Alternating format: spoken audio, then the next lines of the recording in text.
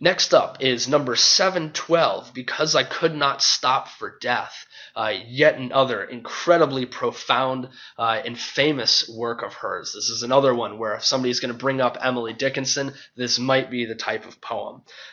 Very, very famous lines. Because I could not stop for death, he kindly stopped for me. The carriage held but just ourselves in immortality.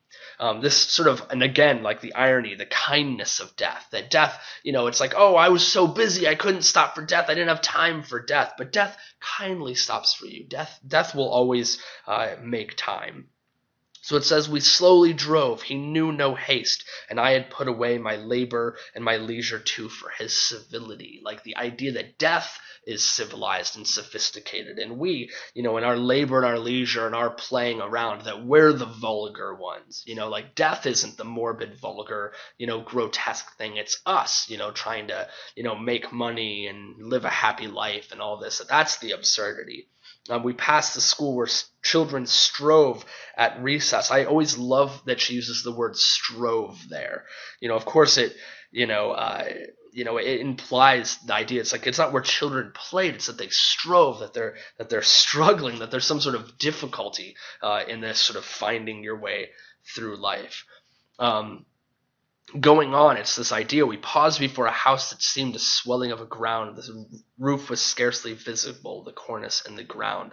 That's the idea of the grave, right? We paused just for a moment, right? That the idea of the grave, that's just a brief little stop on this way.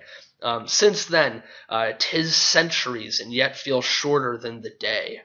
I first surmised the horses' heads were toward eternity. Right? That the idea that it's like, that death is just this ongoing thing, that it is eternity, 'tis centuries and yet fell shorter than a day, that that being gone, that being in eternity, that being in this, afterlife, in a sense, that is a thing where time no longer really plays a role, that it's just this ongoing foreverness, and that we just sort of, get to experience it.